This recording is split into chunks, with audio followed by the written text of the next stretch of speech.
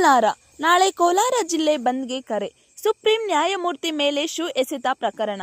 B R Gavai ಮೇಲೆ shoe ಎಸೆದ ವಕೀಲನ ವಿರುದ್ಧ ಆಕ್ರೋಶ. ಕೋಲಾರ. ವಿವಿಧ ಸಂಘಟನೆಗಳಿಂದ ಬಂದ್ಗೆ ಕರೆ.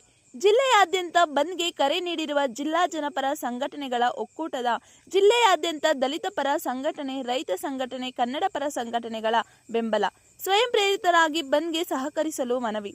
ವಕೀಲ ರಾಕೇಶ್ ಕಿಶೋರ್ ವಿರುದ್ಧ ಆಕ್ರೋಶ. ವಕೀಲನ ವಿರುದ್ಧ ಕಠಿಣ ಕ್ರಮ ಕೈಗೊಳ್ಳಲು ಒತ್ತಾಯಿಸಿ ಬಂದ್ ಯಶಸ್ವಿಗೆ ಬೈಕ್ ರ್ಯಾಲಿ.